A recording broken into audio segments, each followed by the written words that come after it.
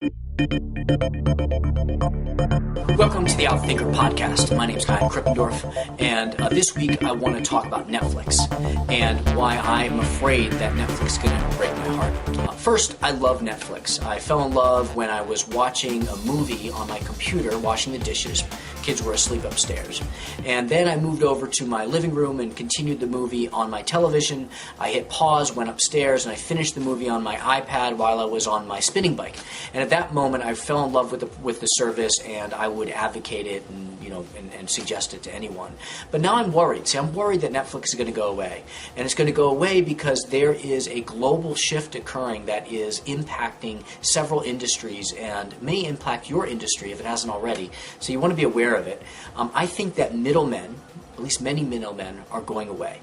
To see this shift, consider American Airlines. If you read the Wall Street Journal this week, you saw a number of articles about American Airlines battling a company called Sabre. They're a global distribution system, or a GDS. And what GDSs do is they assemble fare and ticket information from airlines. They consolidate it and make it available to travel agencies. This is great for airlines and great for travelers because airlines get to efficiently distribute their ticket information to customers and capture more customers, and customers get to compare prices across airlines.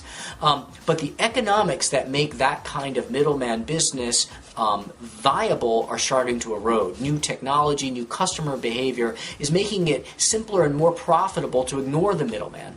You can go to Bing Travel Service, which is Microsoft's Bing.com, and when you look for tickets there, it will actually look for the tickets not just on Orbitz and Travelocity, but also on AmericanAirlines.com and Delta.com, and you have the option to click through and purchase your ticket directly from American Airlines.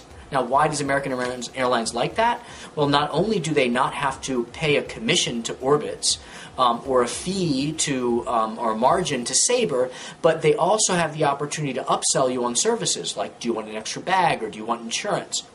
American Airlines and other airlines prefer this direct method, and it is now becoming less expensive to create this direct method. Coordination costs are lowering, and the calculus has reversed.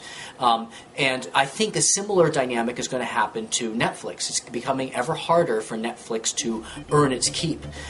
It is possible now for you to access content more directly from producers. If you go to Hulu.com, for example, which is a joint venture of ABC, Fox, and some other media companies, they gang together and they have effectively a Netflix competitor, and they can avoid having to give Netflix the profit margin that they have to give it now.